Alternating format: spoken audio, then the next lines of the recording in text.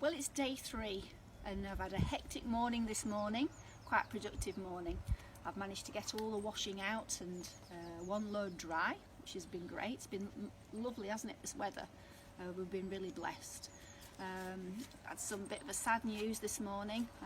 Somebody's cat got run over and didn't survive, just down the road here, and then myself and Aaron took the dog on a little bit of a walk and took the cat down to the vets to be scanned in hope that we could find the owner and then they could have closure. So it was very sad for them at this time. It's not something that we'd want to hear. Also, I've had a really good chat with my neighbours just over the road there, from the fence obviously, keeping ourselves at a good distance.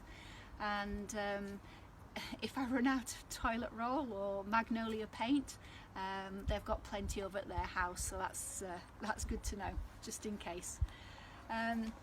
What else have we done, Aaron? Oh, homework. I was going to give you a rundown on how Aaron's been getting on with his homework. He's been doing really good. He's done it for the second day. Had a little bit of a pester and a prod from me. Didn't go down too well, did it, Aaron? No. But it's all done now. In fact, actually, I'm quite impressed where the school has been able to get things put online, things for him to do, which is they're very varied. His VT teacher also gave him a phone call yesterday.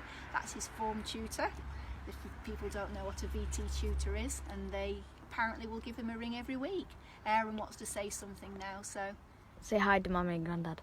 okay, put the camera around the other way so you can give him I a big can't. hi. All right then. Cut Mummy, that out. Grandad, Aaron says hi. Hello. If you can hear that. What I'll probably do tomorrow is we'll go inside and go and visit the girls as well, because Celine's off work and Danielle's off work, and Amy will also be at home tomorrow, I think. But for today, what have we got today? Well, I've got a piece of scripture here. It's Daniel 7-9, and it says, "As I looked, thrones were set in place. The Ancient of Days took his seat. His clothing was as white as snow, and his hair on his head was as white as wool. Was white like wool. His throne was flaming with fire, and its wheels were all ablaze." Now, Daniel is one of my favourite books in the Bible, and here the Ancient of Days is another name for God, and in Hebrew it's Atik, Yomim. I hope I pronounced that correctly. And I've heard of Ancient of Days before. There's lots of worship songs that include this. I didn't know the name in Hebrew, but it's quite apparent from this vision that Daniel had, and he describes it here in Daniel, that a lot of people have picked up on this description of God being an elderly man with white hair sat on a throne. And a lot of people think that this image is of an elderly man, perhaps a weak man, perhaps isolated, certainly not a God that I would describe him as a powerful person, a man that's wise. Aaron sometimes, he has called me ancient, haven't you, Aaron? Like He once. says he hasn't. Well, like once. He says he hasn't. Like once, but I never do. I mean, I don't mind being called ancient as long as it comes with the wisdom.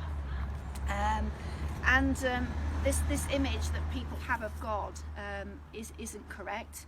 We have a God who is ageless and timeless, and is perfectly wise, and he sits and he rules on a throne, and there is lots of power that associated to his authority and his dominion, unlike what people think, very detached, a God, an elderly person.